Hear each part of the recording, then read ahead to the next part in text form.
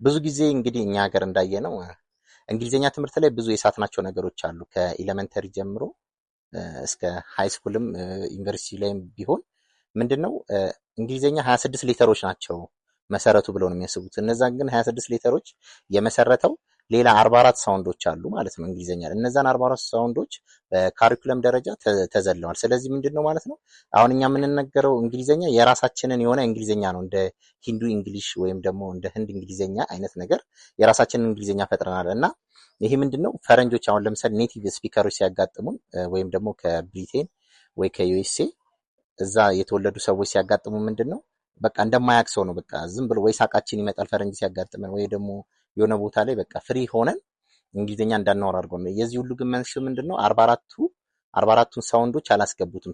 ሳውንዶቹ ናቸው ቃላቱን የመሰረ እንትኑ ሆዮን የመሰረ ሆዮ ማለት ሌተሩን ማለት ነው። ሌተሩን የመሰረቱ እኛ ጋር ደግሞ ምንድነው ስናየው ወደ ከ260 በላይ ድምጾች አሉ። ከ260 በላይ ሆዮች አሉ። እያንዳንዱ ሆይ የራሱ ድምጽ አለው። እና እነዛ 260 ድምጾች ይዘን ማንበብና መጻፍ እንደቻልነው ሁሉ ያን ነገር እንግሊዝኛ ላይ ስንመጣ ይከብደናል። ያ የሚከብደን ምክንያት ምንድነው 44 ሳውንዶቹን ዘለናቸው በ26 ሌተር ብቻ ነው ሁሉንም ነገር እና የራሳችንን ቋንቋ ፈጥረናል ማለት ነው። ስለዚህ ምንድነው አስተማሪዎቻችንም እንግሊዝኛ አስተማሪዎች በቃ ዝም ብለው በነፃ ደሞዝ እንደመውሰድ ነው። ትምህርት ሚኒስቴርም ይህን ነገር በካሪኩለም ደረጃም አልገባም። ስለዚህ ምንድነው 17 ዓመት ተምረን ወይም ደግሞ ከ15 ዓመት በላይ ተምረን እንግሊዝኛን እንደ አዲስ ማለት ነው ወይም ደግሞ እስኪ እንደዚህ ሞክራችሁ ታውቃላችሁ? እኔ አሁን ባለፈው የሞከርኩት የፍቅር ፊልም ከፈትኩኝና እንግሊዝኛ የፍቅር ፊልም ከፍቼ ምስሉን ዘጋሁትና ኦዲዮን ብቻ መስማት ወይም ድምፁን ብቻ መስማት ጀመርኩኝ ማለት ነው። ልክ ድምፁን መስማት ሲጀምር ምንድነው በቃ ምንም የማውቀው በሙሉ ጠፋብኝ ማለት ነው። እስከዛሬ ድረስ ፊልም ስናይ ምስሎቹን እየገጣጠምን የራሱን አክሽን ነበር ስንመሰርት የነበረው። አክሽኖቹን ተከትለን ነው ፊልሙን አየነው የምንለው እንጂ ድምፁ እያንዳንዱ ሳውንድ ገብቶን አይደለም። እና ያ የሆነበት ምክንያት እነዚህን ሳውንዶች ዘለውታል ማለት ነው። እነሱ የሚያስቡት ምንድነው የተወሰኑ ቃላቶችን ነገር እነሱን ነገር ብቻ ተጠቅመው በቃ ያን እንግሊዝኛ እስከ ዩኒቨርሲቲ ድረስ ይደጋግሙታል ማለት ነው። አዲስ ነገር የለም። ያ ደግሞ ምንድነው ስፒኪንግ እንግሊሽን በየክላሳችን ውስጥ ፕራክቲስ አናደርገውም። ስለዚህ አዲስ ኔቲቭ ስፒከሮች ሲያጋጥሙን ወይም ደግሞ የሀገሩ ተወላጅ እዛ ወይ አሜሪካ የተወለዱ ወይ ደግሞ ሌላ ሀገር ለምሳሌ እንግሊዝ የተወለዱ ሰዎች መጥተው ሲያዋሩን በቃ ሳቃችን እንዲመጣ ነው ያደረጉብን። ማለት በቃ ልክ እነሱን ስናይ ቋንቋውን ስለማንችለው ሀሳባቸውን አንረዳም። ስለዚህ ምንድነው መልስ መመለስ ያቅተንና በቃ ሳቃችን እንዲመጣ ነው ያደረጉብን። እና ይሄ ነገር ስለተዘለለን ሳውንዶቹን በደንብ ቢያስተምሩንና በ6 ወር ወይም ደግሞ በ1 ዓመት እነሱ ትሬኒንግ አድርገው እኛንም ትሬኒንግ ቢያደርጉን።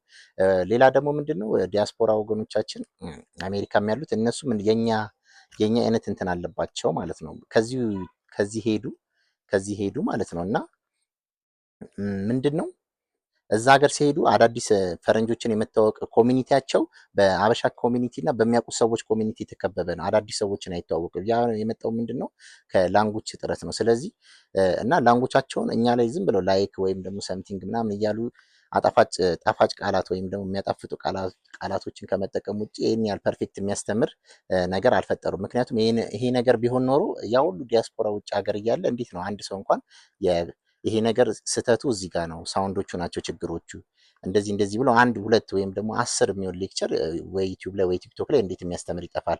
እዚህ ደግሞ ያሉት ደግሞ ሶሻል ሚዲያ ላይ ደግሞ ያሉት ሰዎች አስተማሪዎች እንግሊዝኛ እናስተምራለን የሚሉት ምንድነው የእንግሊዝኛ መምህር ልጆቻቸው ነው የሚመስሉት። እና በቃ ዝም ብለው የተወሰኑ ቃላቶችን ከድምፅ አይጀምሩም። እኛውን ለምሳሌ አንድ ሰው ሆሄ ሳይጀምር ሆሄን በደንብ ሳያጠና ከሀስከፐ ወይም ከሀስከፖ በደንብ ሳያጠና ሆዮቹን ደግሞ ቃላት ሳይመሰርት እንዴት ነው አረፍተ ነገር ሴንቴንስ እያደረገ እንዴት ነው ንግግሩን የሚያዳብረው? እነዚህ ሆዮቹን እንደመዝለል ማለት ነው በቃ።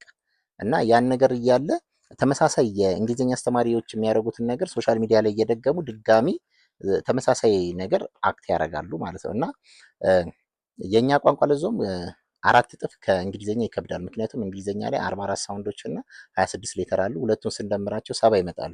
የኛ ደግሞ ከ260 በላይ ሆዮች አሉ፣ የራሳቸው ድምጾች አሉ። እና ማለት ነው የኛ ቋንቋ 4 እጥፍ ከነሱ ይከብዳል። እንዴት የከበደውን 4 እጥፍ ችለን እንዴት ሲምፕል የሆነውን ከ1/4 ከኛ የሚያንሰውን ነገር እንዴት መቻል አቃተን? ይሄ ትልቅ ጥያቄ ሊኖረን ይገባል። እና እዛም ያሉት ውጭም ሀገር ያሉት የሚኖሩት ዲያስፖራ ወገኖቻችን ይህንን ነገር ማስተማር ቢችሉ ቢያስተምሩ።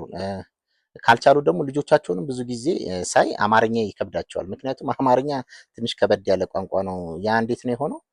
ወደ 260 በላይ ድምፆቹ መያዝ ለልጆቹ ትንሽ ከበድ ያለ ፈተና ይሆንባቸዋል እና ይህን ነገርም ላስገድድ ቢሉ ያው 911 ደውለው ነው የሚያስይዟቸው ለማለት ነው። እና ይህን ነገር ማስተማር ቢችሉ በደንብ ቢያስተምሩ ጥሩ ነው እላለሁ። አመሰግናለሁ።